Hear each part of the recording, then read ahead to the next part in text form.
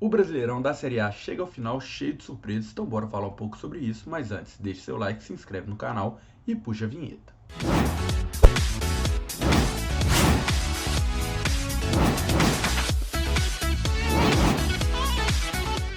Salve, salve família, começando aqui mais um Resenha do JP, eu sou o João, bora falar um pouco de Brasileirão, mas antes eu quero pedir para você deixar seu like, se inscrever no canal e também para me seguir nas redes sociais, vou deixar o meu Instagram aqui, nós estamos na busca pelos 1000 inscritos no canal, e se você me seguir no Instagram e for inscrito no canal, assim que a gente atingir a marca aí de 1000 inscritos, vai ter um sorteio para você ganhar a camisa do seu time do coração, então não perde essa oportunidade e manda pro seu amigo também, que ele vai curtir o canal e vai querer concorrer no sorteio sem dúvida nenhuma, né? Bora falar um pouquinho de Campeonato Brasileiro, bora falar do Brasileirão que acabou na noite de ontem e acabou aí recheado de surpresas e também de coisas que já eram esperadas, mas bora falar um pouco, dar um panorama geral. Depois eu vou fazer vídeos destrinchando aí situações de cada time, mas dar um panorama geral da tabela, como que ficou e como que a gente enxerga a situação, o que que aconteceu com cada time para estar na situação que está, para terminar o brasileiro do jeito que foi, né? Do jeito que aconteceu. O Galo foi o campeão, nada fora do esperado, né? O Galo é o time, já era um dos favoritos antes de começar e o time que mais deu valor para essa competição, o time que jogou cada jogo como uma final e merecidíssimo campeão. Eu acho que quanto a isso não tem muito o que discutir, né? O Galo fez uma campanha impecável, 84 pontos, Flamengo de Jorge Jesus de 2019, que foi o time aí que todos até hoje falam como um dos melhores da história do Brasileirão, fez 90, o Galo não ficou tão atrás, foi a segunda melhor campanha da história do Brasileirão de pontos corridos em termos de aproveitamento. Então, eu acho que quanto ao Galo é indiscutível. Aí vem Flamengo e Palmeiras logo em segundo e terceiro. O Flamengo acabou o ano sem conseguir nenhum caneco, mas disputou todos, brigou por todos. O Palmeiras ganhou a Libertadores e por isso ficou um pouco considerável atrás dos outros dois na tabela, mas ainda assim são os três times com maior investimento, com maior estrutura, já era esperado. Antes do campeonato começar, eu mesmo fiz um vídeo antes do campeonato começar falando aí sobre previsões do campeonato, vou deixar o cardzinho aqui para vocês conferirem quem quiser. Eram os times que todo mundo cravava como favoritos. É óbvio que sempre tinha aqueles que a gente falava, não, esse pode aparecer e tudo mais, mas eram os times, não sairia dali muito dificilmente, o título sairia desses três. Então, até aí, até a terceira posição, tudo nos conformes, tudo dentro do esperado. Mas aí começam as surpresas do campeonato. O Fortaleza foi o quarto time né, fechando o G4 foi o Fortaleza. O Corinthians teve a oportunidade ontem de ser o quarto colocado, mas se vencesse o Juventude, acabaria até não rebaixando o Grêmio, mas acabou que o Corinthians perdeu para o Juventude. O Fortaleza foi o quarto, o que coroou uma campanha muito legal do Fortaleza. O Vojvoda chegou lá e realmente conseguiu um trabalho invejável. O Fortaleza é um time que há algum tempo vem se estruturando, mas ninguém esperava a quarta colocação, até pelo elenco que tem. É um bom time, mas é um time modesto, um time proporcional ao investimento que o Fortaleza faz. Então, realmente é inesperado. É só olhar a folha de pagamento do Fortaleza e a folha de pagamento de outros times aí do campeonato, a gente vai ver que o quarto lugar não era. Se você, qualquer um, porque hoje é fácil falar, não, mas Fortaleza, não sei o quê, mas qualquer um, antes de começar o campeonato, faz uma tabela simulada, ninguém colocaria Fortaleza em quarto. Então, parabéns para Fortaleza, uma campanha invejável. Teve muito tempo lá, até mais acima na briga. No final, começou a tropeçar, começou a patinar, mas conseguiu se estabilizar ali em quarto. E contando que a gente tem três times, Galo, Flamengo e Palmeiras, que são hoje acima dos outros no quesito investimento, no quesito elenco e no quesito estrutura, é muito legal ver que o primeiro, fora esses três times, fora os três favoritos, foi o Fortaleza. De se parabenizar o trabalho do Fortaleza, né, de gestão que o Fortaleza tem, e também o Vojvoda, que fez um trabalho sensacional lá em Fortaleza, né? Dito isso, bora seguir na tabela, que aí vem o Corinthians, que é um time que, antes de começar, muitos colocavam na parte de baixo da tabela. Ao longo do campeonato, começou muito mal, conseguiu reforços e conseguiu subir, fez uma campanha muito boa no final da competição. Talvez se o Corinthians tivesse o time que tem hoje no início do campeonato, estaria lá em cima, não brigando por título, porque o Galo não deu chance para ninguém esse ano. O Galo não deu chance para que outro time almejasse o título. Mas o Corinthians estaria sim figurando entre Galo, Flamengo e Palmeiras. A prova é que quase foi o quarto colocado, mesmo com o início muito ruim que teve. Era falta de elenco, né? Lógico, o Silvinho tem N problemas, é muito discutível, ainda vou gravar sobre isso, mas o Corinthians consegue sim uma campanha sólida no final, com os reforços, com o time melhorado que conseguiu e chega ali lá em cima, está classificado para a fase de grupos da Libertadores, já que o campeão da Libertadores, Palmeiras, ficou em terceiro, então abriu mais uma vaga. O Corinthians está diretamente na fase de grupos da Libertadores. Aí vem o Red Bull Bragantino, que começa o campeonato muito bem, depois também dá aquela patinada, não aguenta o ritmo, mas está totalmente dentro das pretensões do Bragantino. É um campeonato muito acima da média, mais um trabalho invejável. A prova, né, de... Esse campeonato mostrou muito isso, apesar sempre tem os pontos fora da curva, mas mostrou muito a importância da gestão, né, no clube. E o Bragantino é mais uma prova viva disso. E também tem que se considerar que foi o time que foi finalista da Sul-Americana, acabou não vencendo, mas isso também divide um pouco as atenções do clube, uma vez que o Bragantino nunca iria ser campeão brasileiro esse ano, mas a Sul-Americana bateu na trave. Então é uma campanha de se invejar também do Bragantino. E aí vem os times aí que também se classificaram para a Copa Libertadores, que foram o Fluminense e o América. Quanto ao Fluminense, é controverso falar do que está acontecendo no Fluminense, porque pela grandeza do Fluminense, todo ano entrar no campeonato para brigar pelo G8 é pouco. A gente entende a indignação da torcida do Flu, porque vê o rival o Flamengo lá em cima, brigando na cabeça todo ano, e o Fluminense se estabilizando ali em oitavo, sétimo, sexto, é mais ou menos a posição que todo mundo encaixa o Fluminense antes de começar. Então, assim, pensando na grandeza do Flu, é pouco, dá para entender a indignação da torcida. Mas pensando na situação financeira do Fluminense e no elenco que tem, é muito bom. O time do Fluminense, eu já falei algumas vezes, eu não acho um time forte, acho um time muito pelo contrário, né? Acho um time fraco. E vem treinador, vai trocando o comando do Fluminense, mas a gestão que está sendo feita lá mantém esse padrão. Muita gente elogiou o trabalho do Odair, que conseguiu colocar o Fluminense numa situação de Libertadores. Aí o Odair sai, o Marcão também consegue. O Roger Machado, apesar que teve todos os problemas, foi muito contestado, mas nesse quesito vinha sendo estável no Flu. Então, o Fluminense é um time que se tornou, nesses últimos anos, um time dessas posições. Mais uma vez, não acho que corresponde à grandeza do Fluminense, mas para o time que tem, é um trabalho bem feito. É lógico, é muito difícil falar de, igual, por exemplo, eu falei do Bragantino, do Fortaleza. Pô, que legal o trabalho, Fortaleza em quarto, Bragantino em sexto, mas é porque corresponde também à expectativa. O torcedor do Fortaleza, do Bragantino, não tem essa expectativa. O do Flu está acostumado com uma grandeza, com um time multicampeão, então lógico que nunca vai estar satisfeito com isso.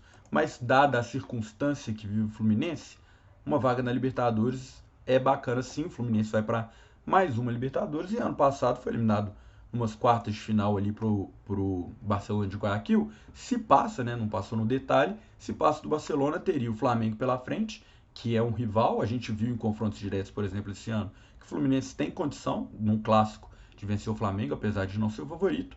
E depois pega o Palmeiras numa final, que é um jogo, 90 minutos.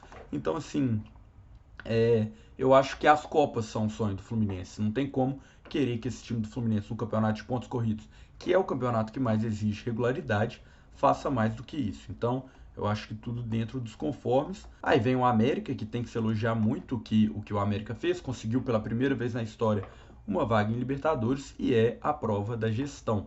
Lógico, tem jogadores que despontam, o Ademir, por exemplo, que vai para o Galo agora, fez um campeonato sensacional, um dos artilheiros da competição, mas a gestão do América mostra, o América pela primeira vez nos pontos corridos consegue subir e se estabilizar na Série A e já pega aí uma vaga de Libertadores. Então, muito legal a campanha do América, a prova do que a gestão faz no futebol. Mesma coisa para o Atlético Goianiense, que quando subiu no ano passado, quando jogou a Série A ano passado, todo mundo colocou como lanterna, bate e volta, vai voltar para a Série B, e mais uma vez fica na Série A e por um tris não consegue uma vaga na Libertadores. Aí vem Santos, Ceará, Internacional e São Paulo. 4 times que conseguem uma vaga na Sul-Americana, mas tem coisas diferentes para se analisar aí.